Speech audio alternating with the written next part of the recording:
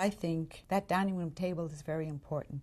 Don't forget those meals together, where there's no television going, where we just learn to discuss. And I know that there's a lot of soccer games going on and football and this and that, but I still come back to the fact that the most important time of every day is sitting around the dining room table together and asking each of you to tell us, how was your day? What happened to you today? And if there's something bad, we're all there to support you. Something good, we're all there to be joyous with you, to celebrate. I think that's very important. Everyone has a dining room table, even if they don't always use it. They have it, and if they just would take a little bit of time. Let's just say we weren't going to do it every day, but let's say we will do it a certain number of times a week. It will make such a difference. Even in a busy CEO's life, he or she must take the time to come to that table, to sit down, to share with the next generation what happened to them during that day.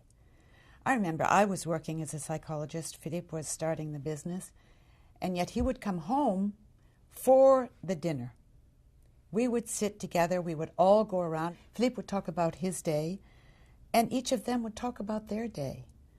It brought us very close together. We started to understand one another, learn to listen to one another. Now, a lot of people say, well, I don't know what even to talk about at dinner. And I'd say, talk about what kind of a day you had. The good, the bad, and the not so good, whatever.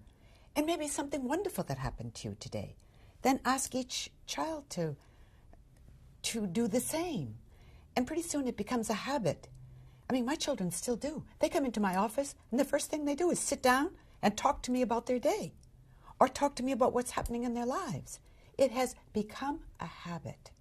They know I love to hear them. I love to know what's happening in their lives. Whether it's good or it's bad, I'm there for both. And I think that's what a family can do for each other. So we have to find a place to be able to start that conversation.